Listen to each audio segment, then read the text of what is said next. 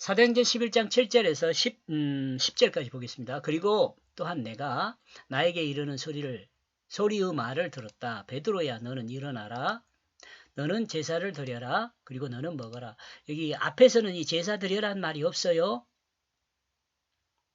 이는 하늘에서 내려온 것들을 잡아 먹으라는 명일 수 있습니다. 그러나 또한 생각하면 하늘에서 베드로에게 명하신 내용은 제사를 드리고 그 음식을 먹으라는 것이었을 수 있습니다. 만약 이것이 사실이라면 이는 제사장들이 행하는 것입니다. 이는 화목 제물을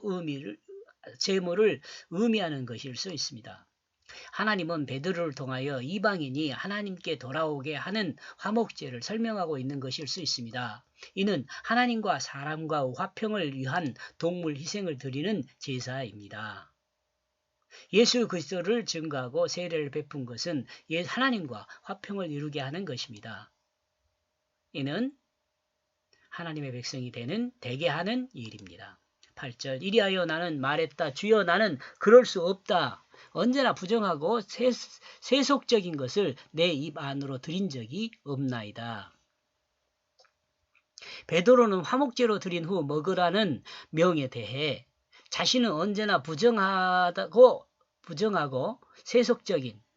세속적인 것을 먹을 수 없다고 합니다. 여기서 부정하다는 것은 깨끗하지 않다 그런 말이에요.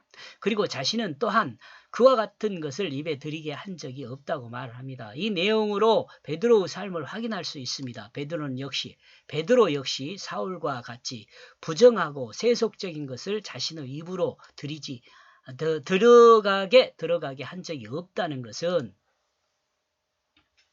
그 삶이 율법에서 벗어난 삶을 살지 않았음을 드러내는 것이라고 볼 수 있죠. 베드로가 그냥 무자비하게 무계획적으로 그렇게 산 것이 아니라 어쩌면 사울 못지않게 그 하나님 말씀 안에서 살았다고 볼 수 있어요. 이 말씀을 근거하여 보면 9절 그는 또 대답했다. 저 하늘로부터 오는 두 번째의 소리에 하나님이 깨끗하게 하신 어떤 것을 내가 속되다 하지 말라. 하늘에서 보자기와 같은 그릇에 담겨 내려온 네발 짐승과 파충류와 하늘에 나는 새들을 베드로는 부정하고 세속적인 것으로 보고 있습니다. 그러나 하늘로부터 들리는 소리는 하나님이 깨끗하게 하신 어떤 것들을 내가 속되다고 말하지 말라고 말하고 있습니다. 명하고 있죠. 이 명령은 베드로를 포함한 모든 사람에게 해당되는 말이죠. 하나님의 명령이죠. 유대인들이나 유대교에서 개종하여 기독교인이 된 사람도 역시 마찬가지입니다. 하나님께서 깨끗하게 한 것을 사람이 어떻게 더럽다고 말할 수 있겠어요? 우리는 하나님이 창조주라는 사실을 잊지 말아야 합니다. 이 땅에 존재하는 모든 피조물이 더럽고 그런 것을 이렇게 생각하면 우리 곤란해요. 내가 더러우니까 그렇게 보이는 거예요. 그렇게 되는 거예요. 이 땅이 좀 문제가 발생한 것은 인간이 타락하면서잖아요.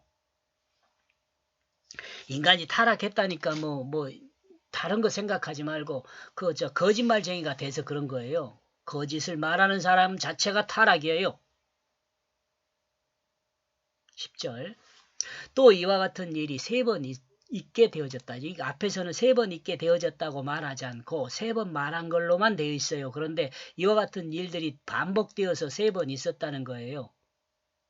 또한 그 모든 것을 다시 들려 올려졌다. 모든 것이 다시 들려 올려졌다고 말하냐. 저 하늘 안으로 3번. 하늘로부터 보다가기 같은 그릇에 담겨 땅에 내려온 것들은 베드로에게 제사하고 먹으라고 명한 하나님이 깨끗하게 하신 어떤 것을 명하고 하나님이 깨끗하게 다시요. 먹으라는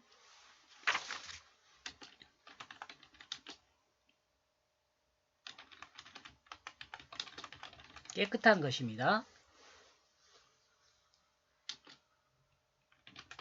이는 하나님이 깨끗하게 하신 어떤 것을 그런데요.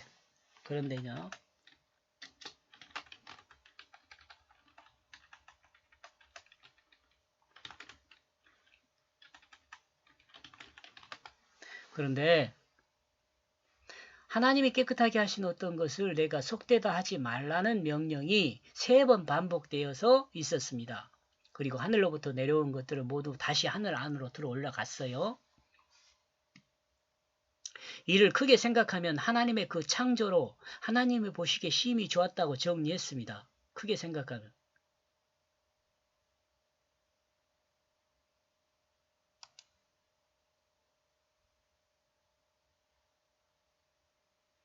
하나님은 보시기에 심히 좋았다고 이미 정리했습니다. 그리고 하나님은 결국 하나님이 창조한 모든 피조물을 깨끗하게 하셔서 영원한 하나님 나라로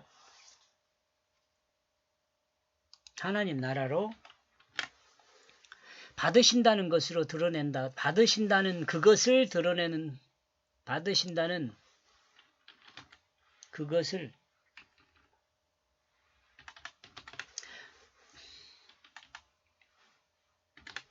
그것을 드러낸다고 생각해 볼 수 있습니다. 여러분 어때요? 그런 생각이 돼요?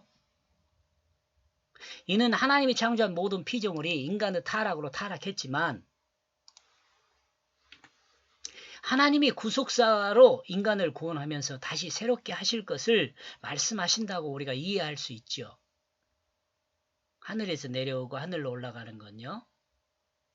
하나님은 모든 인간이 구원되기를 원하십니다. 모든 인간이 거짓에서 진실 안으로 들어오기를 원하십니다. 근데 이렇게 모든 사람이 되는 것은 아니죠. 이것에 대해서 설명하는 것이 예정이라는 것과 작정하심 이런 것들이 나와요. 이렇게 해서 1절에서 10절까지 내용을 정리를 하면은요. 하나님이 정케한 것은 하늘에 속한 것이다. 이렇게 정리해 보았습니다. 고맙습니다.